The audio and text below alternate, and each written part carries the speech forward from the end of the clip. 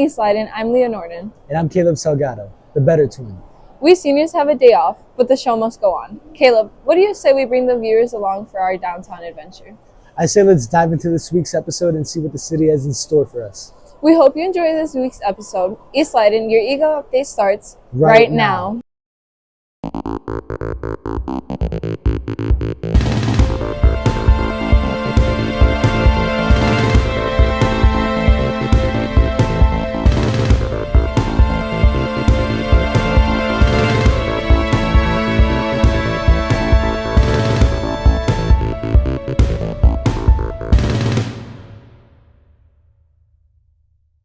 Prom night right around the corner, juniors and seniors are getting ready for the big night of the year.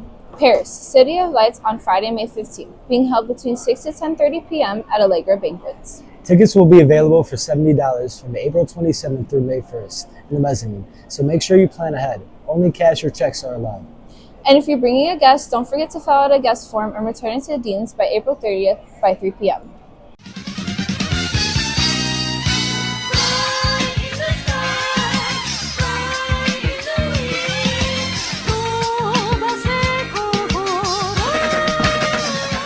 I hope freshmen and sophomores did well in their pre-ACTs, and shout out to the juniors for completing the real test.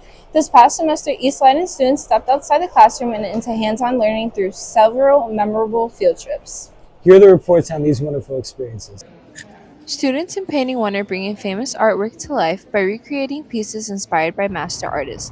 They took a trip to the Art Institute of Chicago to see their originals close-up, getting a better understanding of what truly stood out and inspired their creations.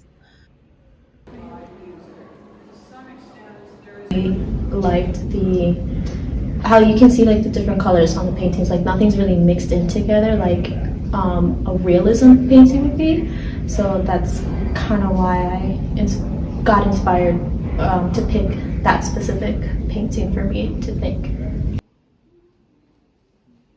Well, mine was from like an Asian culture, so I've always been interested in it. All of their colors and like patterns and everything, I've just been interested in it since for like a while now. So I just like painting all that. Seeing the original pieces in person gave students a new perspective. They learned the value of what makes each piece unique and how to differentiate each artist from one another. For me, I would describe it as a way to, as blocking. So it's like you can see the brush strokes of the different colors on the painting, and you can tell like, oh, this artist like just drew like a line right there. Didn't mix it in, didn't try to do anything with it. They just put it there. Art museum, there were so many different like cultures of like all the paintings and different types that all artists had. Students walked away with a new appreciation for art and realized it isn't just about what's on the canvas. It's about the process and meaning behind each artist's creation. Art in general can come in different forms and nothing has to be perfect. I mean, I saw like there was paintings there that were unfinished, but they still gained popularity. It was seen as really beautiful and pretty, and even just like the backstory behind on how the paintings or just art in general was made was very interesting. Like there's a whole history on it. For the Eagle Update, this is Leah Norton and Caleb Salgado signing off.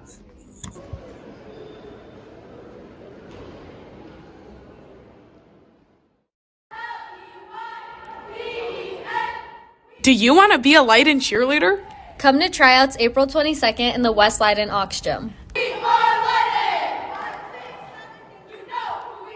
There will be 2 open gym clinics held April 20th and 21st from 3:30 to 6. Former Leyden cheerleaders will be there to help teach you a dance, cheer, and work on your skills. At tryouts, you will be evaluated on your dance, cheer, tumbling, stunts, and jumps. On the tryout day, April 22nd, there will be time slots for you and your group to come in and try out. Aside from skill, coaches are looking for athletes who want to work hard and who are good teammates. For any questions or concerns, email Coach Jeske at djeske@leyden212.org. Joining the team means you will practice throughout the summer and go to different cheer camps, cheer at football and basketball games, and compete at competitions. If you are looking to be part of the team, make sure you are dedicated to coming to practices every week and working hard. For the Eagle Update, this is Gabby and Amelia.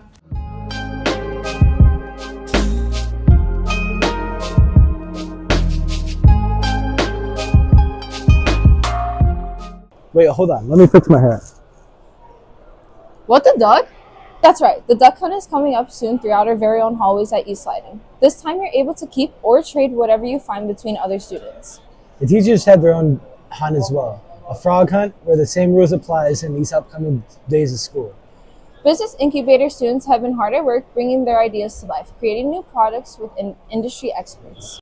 Leyden athletes Jillian and Olivia got tired of dealing with tangled jewelry after practice. Through their business incubator class, they found a solution to their problem. GlamGo is a compact, tangle-free jewelry box that can easily fit into your backpacks, bags, and suitcases, and it prevents all your jewelry from tangling. The product itself, we have no design capability ourselves, so making the actual CAD file to be able to get it 3D printed, we needed someone who's able to make that for us professionally because we had no experience with that move.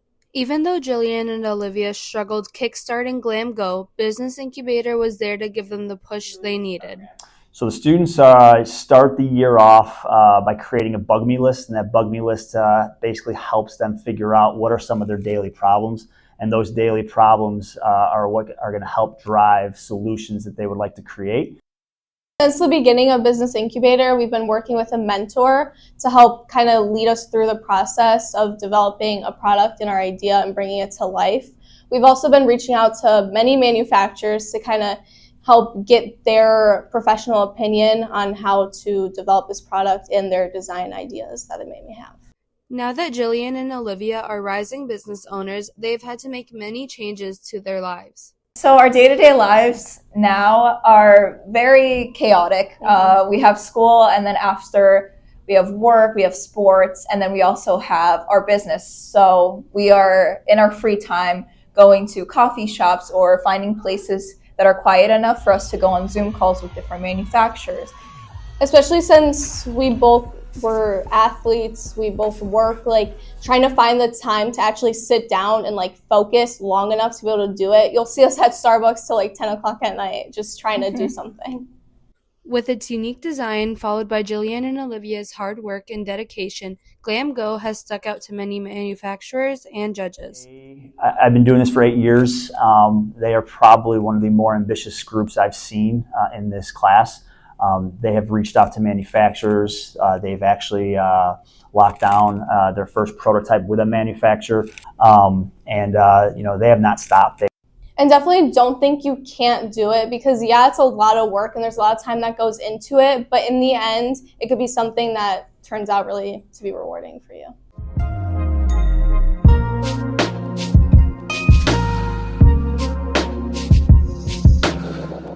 Good luck to the GlamGo group. We wish you luck on your competition May 5th. Hope to see you in the final round. Please join us for our last theater performance of the year, Teatro Leyden and Shakespeare's The Comedy of Errors. La Comedia de Errores will be performed in the East Leyden Commons Courtyard, April 23rd through 25th in both Spanish and English. Bring a blanket and come join us in the lawn. Rain or shine, no reserved seats. Lawn will open 30 minutes prior to the show. Don't miss the unique al fresco bilingual theater experience. As the year comes to an end, seniors continue to turn in their research papers beyond the page into commentaries. Here are a couple of those represented by voices from the Eagle Update.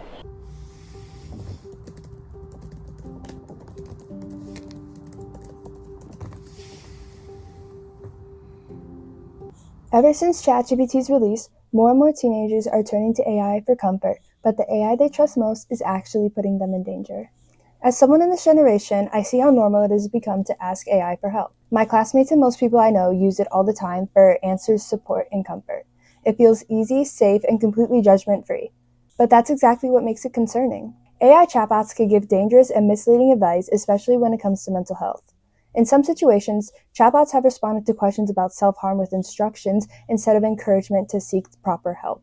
Instead of helping, they are enabling harmful behavior. And because teenagers trust what ChatGPT tells them, they may follow this advice or even delay getting help from professionals. What's even more concerning is that AI can create emotional dependence. Some teenagers may feel more connected to the chatbots than to real people. What starts as a simple conversation can turn into a deep attachment.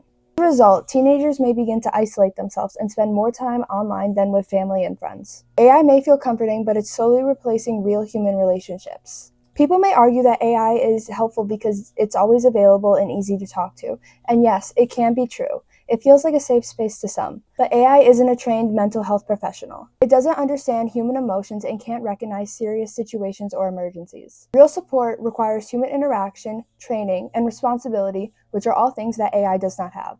AI may seem like support, but it creates dangerous illusions for teenagers. It spreads misinformation, encourages emotional dependence, and doesn't have the ability to provide real care.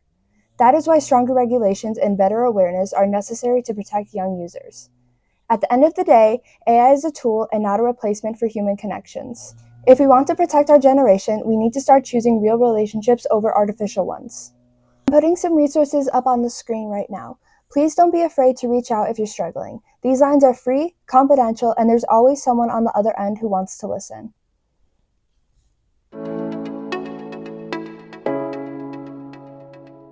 The rise of GLP-1s have taken over many people's ways of thinking and has crept into so many aspects of our lives. Ever notice that when you turn on the TV, you see so many GLP-1 commercials? Popular companies like Wegovy use catchy songs to hook us in. I feel like these medications have taken over so many people's lives. It's like a cheat code instead of actually trying to better yourself. Some GLP-1 medications have not even been approved by the FDA, yet people are so eager to get their hands on them that they are paying people for their extra diabetes medications. One woman even ended up with one of these, an ostomy bag. The bag was attached to her body as a result of the medication paralyzing her large intestine. Of course she meant well, but at the end of the day it was a lifestyle change that ended up taking her in the wrong direction.